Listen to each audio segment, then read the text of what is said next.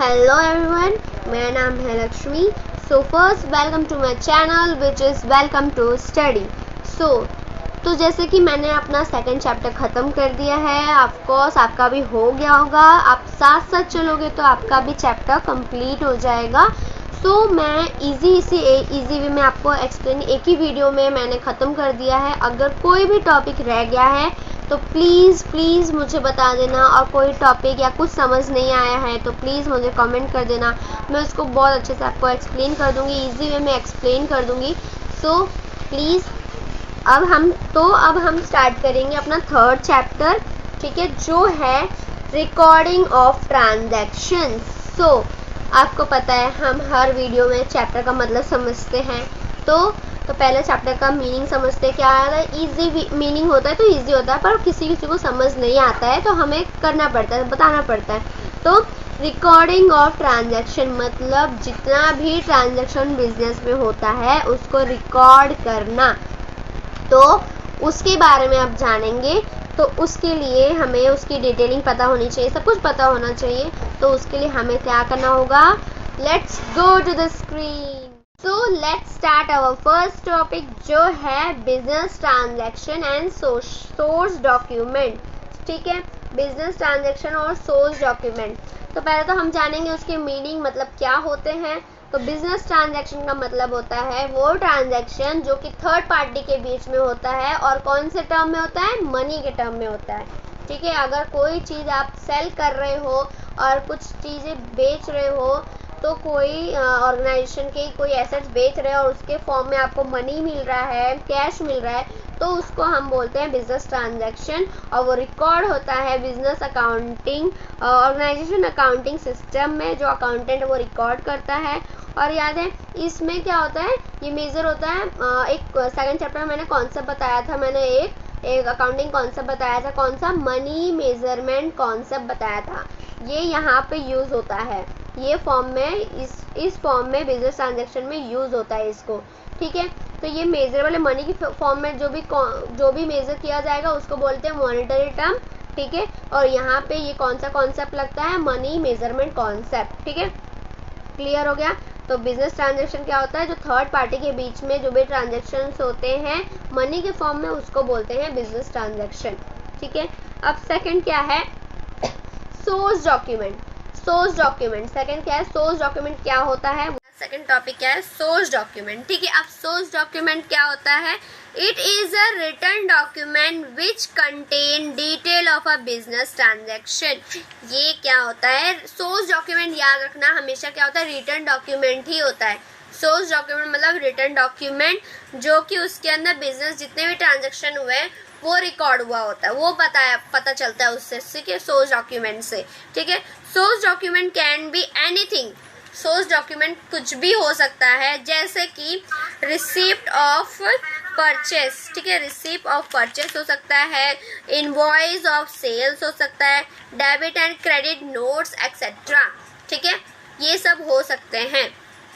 तो अब इसको डिटेल में जानना पड़ता है। तो पहले तो क्या पता चला, पहले तो हमें बिजनेस ट्रांजैक्शन पता चले, जो कि बिजनेस ऐसे रिवाइज करना होता है। ठीक है, हमें ऐसे, अगर हमने एक रीड कर लिया, दूसरा भी रीड कर लिया, तो फिर से एक बार रीड फर्स्ट वाला रिवाइज करो तो हमें समझ आएगा। ठीक है, तो अब पहले बिजनेस ट्रांजैक्शन क्या था पता चल गया आपको, कि थर्ड पार्टी के बीच में जो भी मनी के फॉर्म में अगर ट्रांजैक्शन होगा तो उसको हम लोग रिकॉर्ड करते हैं अपने बिजनेस ऑर्गेनाइजेशन अकाउंटिंग सिस्टम में। ठीक है, उसको बिजनेस ट्रांजैक्शन बोलते हैं। और है ना, सोर्स डॉक्यूमेंट को बोलते हैं जो भी एक प्रूफ होता है। सोर्स डॉक्यूमेंट एक प्रूफ जैसा ही होता है, जो कि रिटर्न डॉक्यूमेंट जैसा होता है, रिटर्न डॉक्यूमेंट होता है वो।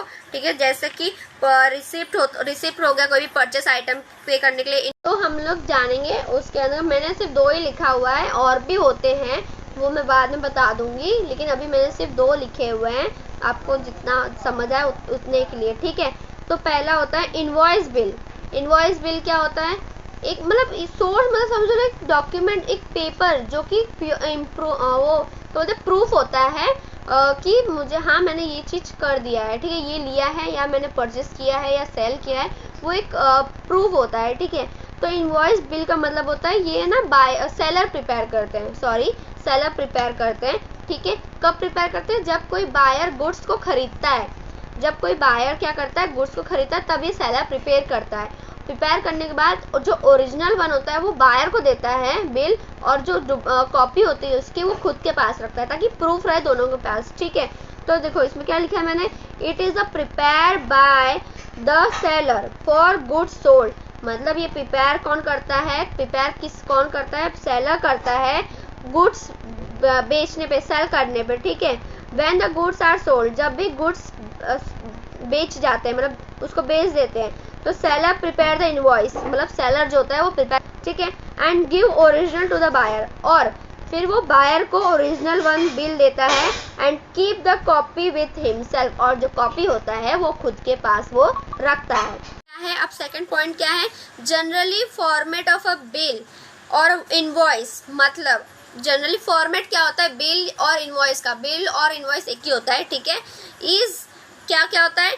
डेट होता है, पहला बिल के ऊपर डेट होता है, बायर नेम होता है, बायर जो खरीदता है उसका नाम होता है, कॉन्टेक्ट डिटेल होते हैं, जो खरीदता है उसका कॉन्टेक्ट डिटेल होता है, फिर आइटम ब्रॉड, जो भी उसने खरीदे है वो उसका आइटम का नाम लिखा रहता है, क्वांटिटी लिखी हुई होती है कितना है वो, प्राइस लिखा होता है उसका कितने का है, and the total amount to be paid, कितना अमाउंट उसने पे किया हुआ है बायर ने, बाय द बायर ने। ठीक है, तो उसको बोलते हैं, ये प्रूफ होता है बायर के पास। ठीक है, ये सब ये फॉर्मेट है बिल का, ये बिल का फॉर्मेट है, इनवॉइस फॉर्मेट है, इनवॉइस बिल का फॉर्मेट है। ठीक है, तो समझ आया। तो हमें कैसे याद करना है, पहला तो ये याद करना है कि ये पहले सेलर प्रिपेयर करता है।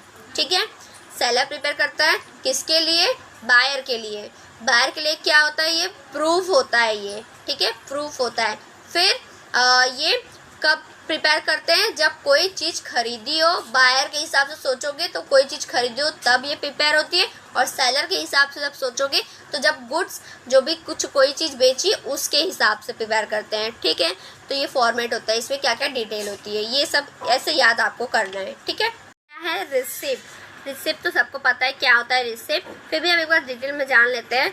रिसिप्ट इज एन एविडेंस, मतलब ये भी एक प्रूफ होता है, एक एविडेंस होता है। रिसिप्ट मतलब एक एविडेंस होता है of making the payment on account of any business transaction.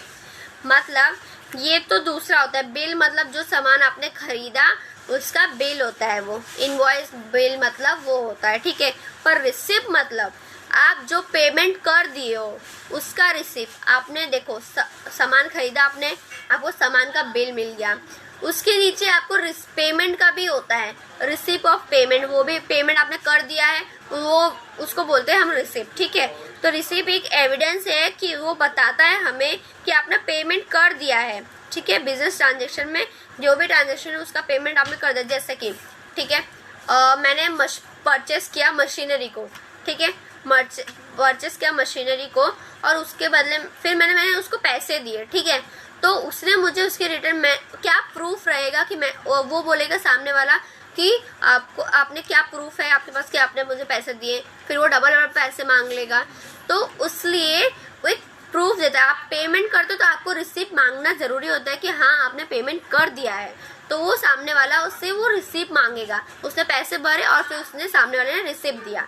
ठीक है, ठीक है। अब सेकंड टॉपिक क्या है, सेकंड टॉपिक है हमारा अकाउंटिंग इक्वेशन। सेकंड टॉपिक क्या है, अकाउंटिंग इक्वेशन। अब हम इसके बारे में पहले जानते हैं, उसके बाद हम सब समझेंगे। ठीक है, accounting equation basically represent that the assets of the business are always equal to the liability of a business to the outsider liability and the liability of a business to the owners as a capital. C means capital. तो accounting equation क्या होता है, accounting equation एक basically मतलब represent करना होता है उसको।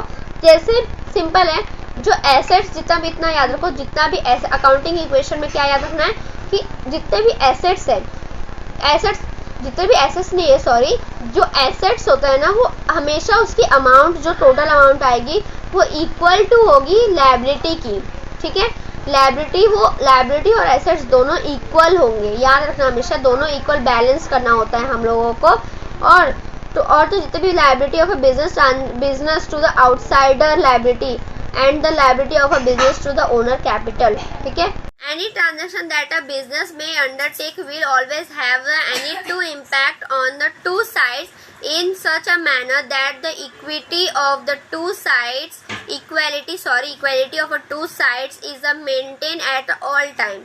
ठीक है, मतलब जितने भी ट्रांजैक्शन है बिजनेस के वो है ना, उसके दो इम्पैक्ट होते हैं जो कि उसको अच्छे से इक्वलिटी मतलब इक्वल ही साइड में मेंटेन करना होता है सेम टाइम पे। ठीक है, जैसे एसेट्स और लायबिलिटी इक्वल होते हैं। ठीक है, एसेट्स और लायबिलिटी इक्वल होते हैं, उसको बैलेंस शीट में इक्वली आंसर आना चाहिए, उसको मेंटेन करना होता है प्रॉपर वे में ताकि दोनों का सेम आंसर आए, दोनों इक्वल हो।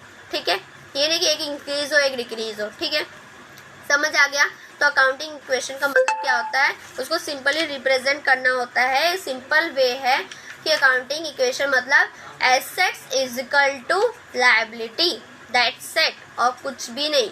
ठीक है, जितने भी ट्रांजैक्शन होंगे एसेट्स और लायबिलिटी के, कुछ भी ट्रांजैक्शन हो, लेकिन हमेशा अमाउंट इक्वल होनी चाहिए, इक्वल आनी चाहिए, इक्वल दोनों होने चाहिए, एसेट्स और लायबिलिटी इक्वल होनी चाहिए। ठीक है, अब हम स्टार्ट करेंगे accounting equation for impact on purchase of assets. मतलब अकाउंटिंग इक्वेशन क्या है, मतलब जो इम्पैक्ट उसका क्या होता है जब कोई एसेट्स परचेस करते हैं। ठीक है, जब कोई एसेट्स तो अब हमको इम्पैक्ट क्या होता है एसेट्स के ऊपर जब हम उसको खरीदते हैं। ठीक है, अकाउंटिंग इक्वेशन का तो पहला क्या है, impact on purchase of building in cash. मतलब क्या इम्पैक्ट होगा बिजनेस बिल्डिंग पे कैश में। ठीक है, तो what would be the impact on accounting equation on purchase of a building in cash, what is 1,15,000। ठीक है, मतलब क्या इम्पैक्ट होगा अकाउंटिंग इक्वेशन का जब आप परचेस करोगे बिल्डिंग को कैश में 1,50,000 में, तो क्या इम्पैक्ट होगा। तो उसका क्या होगा, उसका रिजल्ट आएगा या तो इंक्रीज, बिल्डिंग क्या है एसेट्स है। ठीक है, बिल्डिंग क्या होता है एसेट्स होता है। ठीक है, तो उसमें अगर या तो फिर वो इंक्रीज होगा 15 लाख से, वो नॉट 15 लाख 1,50,000 से वो इंक्रीज होगा, या तो 1,50,000 से वो डिक्रीज होगा। ठीक है, तो ये इम्पैक्ट होता है अकाउंटिंग इक्वेशन का। सेकंड क्या है, डेप्रिसिएशन ऑन एसेट्स। अब डेप्रिसिएशन का मतलब याद रख लेना हर जगह पर, डेप्रिसिएशन का मतलब एसेट्स में हमेशा डिक्रीज होता है। डेप्रिसिएशन मतलब माइनस, एसेट्स में माइनस होता है। तो accounting equation 4 problem would be the impact on accounting equation of a depreciation on a building amount to be a rupees 1,50,000 at 20% depreciation। मतलब 20% दिया है, मतलब डेप्रिसिएशन मैंने अभी बताया कि हमेशा माइनस होता है एसेट्स में से। हमेशा याद रखना डेप्रिसिएशन वर्ड ही का मतलब ही होता है माइनस, एसेट्स में हमेशा माइनस होता है। ठीक है, तो उसमें एसेट डिक्रीज होगा। जैसे कि हम लोग 20% निकालेंगे किसका, 1,15,000 का। ठीक है, तो उसमें क्या कैसे निकालें हम लोग कैसे निकालेंगे, 1,50,000 इंटू 20/100। परसेंटेज हमेशा 100 में होता है, काउंट होता है, तो हम लोग 20/100 करेंगे तो उसका 30,000 वैल्यू आएगा, डेप्रिसिएशन आएगा। मतलब 30,000 से कम हुआ है एसेट्स, इतना याद रखना। अब फिफ्थ क्या है, मतलब थर्ड पॉइंट क्या है, कमीशन रिसीव होना, मतलब एडवांस में पेमेंट होना। मतलब कमीशन हमें कुछ एडवांस में मिल चुके हैं वो पैसे, तो if the commission receive in advance in a cash amount is 10,000, तो कमीशन मतलब लायबिलिटी होता है, तो लायबिलिटी हमारी बढ़ जाती है। ठीक है, 10,000 से हमारी लायबिलिटी बढ़ गई। जैसे कोई पार्टनर कैपिटल ला रहा है 10,000, ठीक है, तो और हमारी लायबिलिटी और उसने एडवांस में 10,000 और दे दिए, तो हमारा 20,000 हो गया। तो वो हमारा कमीशन रिसीव में जैसे उसने 10,000 दिए और उसने एडवांस में और 10,000 दे दिए। ठीक है, तो हमारा हो गया टोटल 20,000, तो हमारी लायबिलिटी बढ़ गई। ठीक है, कमीशन बढ़ गया हमारा, तो उसको बोलते हैं हम लोग कमीशन रिसीव, लायबिलिटी में जो इंक्रीज होता है। ठीक है, इंक्रीज इन लायबिलिटी। ठीक है, तो और भी है आगे इसके टॉपिक, वो इसके रिलेटेड मैं कल वीडियो अपलोड करूंगी। सो अगर आपको वीडियो अच्छी लगी हो या अब तक का कोई भी डाउट हो तो प्लीज़ मुझे कमेंट कर देना, मुझे बता देना। अगर कोई टॉपिक इसके अंदर का छूट गया हो तो प्लीज़ मुझे बता देना, मैं आपको उसके रिलेटेड वीडियो बना दूंगी। और अगर वीडियो अच्छी लगी हो तो please like, subscribe and click the bell icon to get the notification in your YouTube. So thank you so much for watching my videos.